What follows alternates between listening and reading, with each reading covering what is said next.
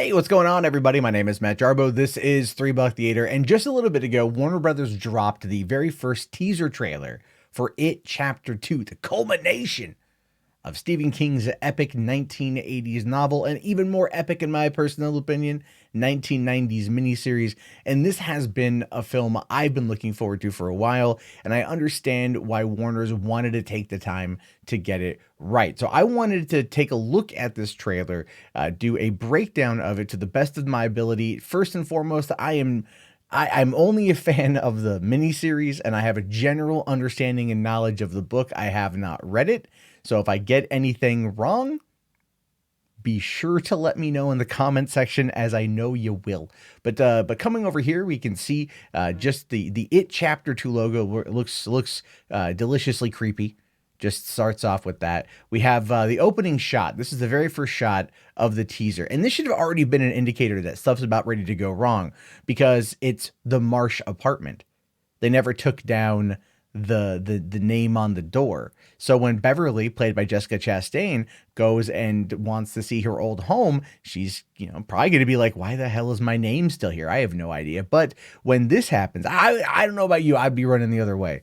If the door creeps open and there's an old lady silhouette, it never means anything good. I'm not being elder phobic here. It's just in movies, horror movies, it's never a good thing. And I did love this New Line Cinema little opening here that had the umbrella. I thought was great. Now we get a good look at the woman. Nice, sweet old lady. Who could be afraid of this sweet old lady? Invites her in. She can look around her old place, finding the notes she hidden away from Ben. The postcard here, your hair is like winter fire. And of course, she's smiling because it brings her back to the good times. Because there were apparently good times in Derry, Maine, back in the 1980s. Of course, we get the sinister looking out of focus shot there of the woman in the back, and then her movements after that are definitely creepy. I couldn't quite capture a good screenshot, but I do like the sentiment in the shot here, where Jessica Chastain as Beverly is looking back and thinking fondly on Rich. And the thing is, if I recall, didn't they get together in the miniseries? Right, not her and Rich, her and Ben. I keep getting them mistaken, but her and Ben, right? Didn't they get together in the miniseries? But here it's going to be a little bit on the different side. But I did notice this. We see some flies forming a circle, a ring on the window, and there are 6 flies and 6 members of the Losers Club, and keep that in mind, because we'll come back to that here in a little bit. Now, this particular shot of this woman is crazy, because she says here, no one ever really dies in Derry, and then turns her head and pauses. Like that real long take, real long take, which tells me I don't know. I mean, at this point, I thought, is she waiting for a laugh? She waiting for a chuckle? She waiting for a response? No, it was just her being creepy as shit. That's how that worked out. And then she goes, oh, it's so hot in here. And you see like the lesions, or right? Like, just like, oh, there's something horribly wrong with you. It's going to get bad. And then she says, oh, starts talking about her father, right? And that her father came here with only $14 in his pocket. Now, this shot is Jessica Chastain, Beverly, looking at a photo, but notice creepy old grandma, and notice her shoulder now. Her shoulder is exposed. Granny ain't wearing no clothes. I know it's hot, but damn. Then we see the shot here of her father, Pennywise the dancing clown.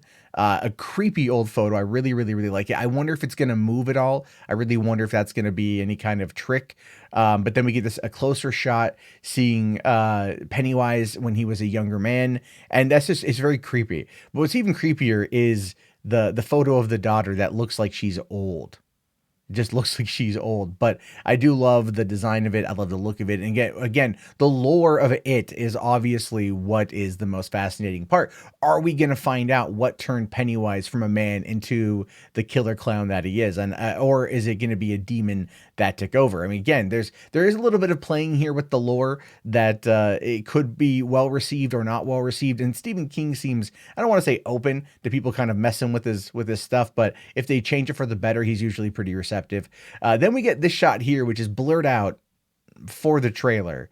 The woman then runs past and she's full nude. Now, a friend of mine saw this particular bit at CinemaCon and he was like, it wasn't blurred out at CinemaCon. And I'm like, oh, great. That's going to, again, what is it with Stephen King and naked old women? Just saying, everyone's got their kinks, and I think that might be one of his. But then, of course, she starts chasing after Beverly here. But this is where we hear like this bam, bam, bam, bam, bam, like she's grown. And the way it's insinuating here is that she's much larger. She has grown immensely. It's kind of like that shot in the first movie when they're looking at the slides and Pennywise comes through the slide and he's huge. That was a killer effect. And I think this is going to be very similar. I just couldn't get a very good screenshot of it. Here we get to see the losers club minus one of them, and at first I was like trying to figure out who everybody was, right? And the guy right here at the end next to Bev, that's Stan. Stan's dead. If you read the book, like Stan kills himself in the book and the miniseries. He gets a call saying, "Come back to Derry. We got stuff to do," and he's all like, "Nope, I'm out." Writes it on the wall and he sunsets himself. But we get a great shot here of everybody together, which I like, because I really love the kids from the first film. I really love the Losers Club from the first film. I thought they all had excellent chemistry with each other.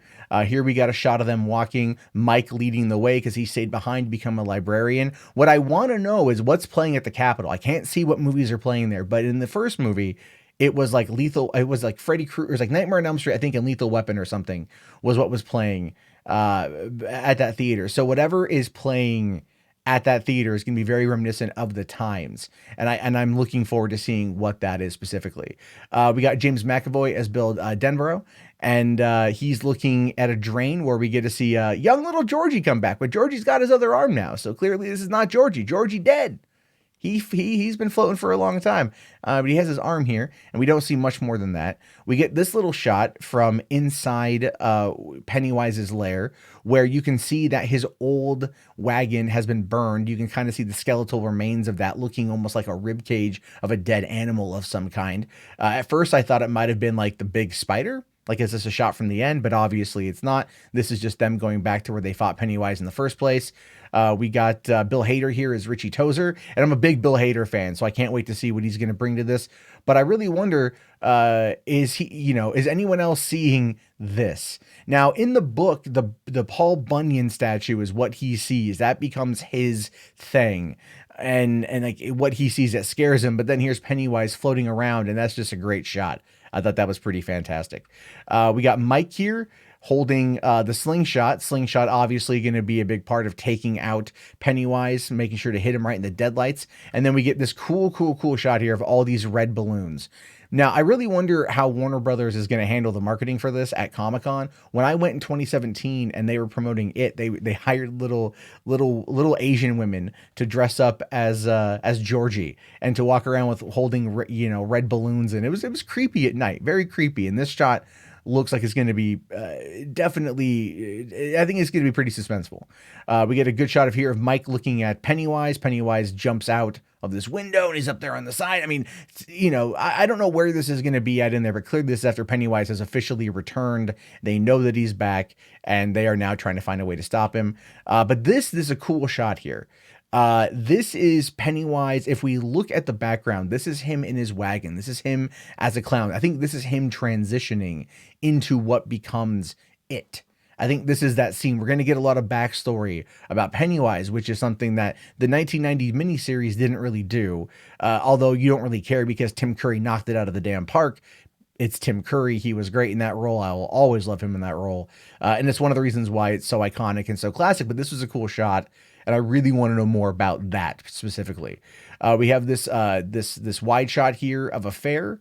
I think that's going to be a nice setup leading into the finale. This is clearly going to be, no. This is going to be the opening of the movie, because in the book, there was an incident. Like I said, I haven't read the book, but I quickly looked up like the Wikipedia about it. In the opening of the book, originally, 3 youths beat and kill a gay man at a Derry Days fair.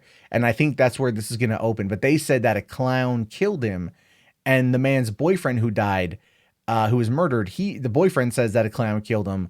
but that's what's going to be, swept under the rug. And I think this is going to be the opening of the movie 30 years later, and this is what's going to reestablish that Pennywise has returned, and with him comes some crazy shit. Nothing in this trailer showcased Henry Bowers, and I'm really wondering when that's going to come into play.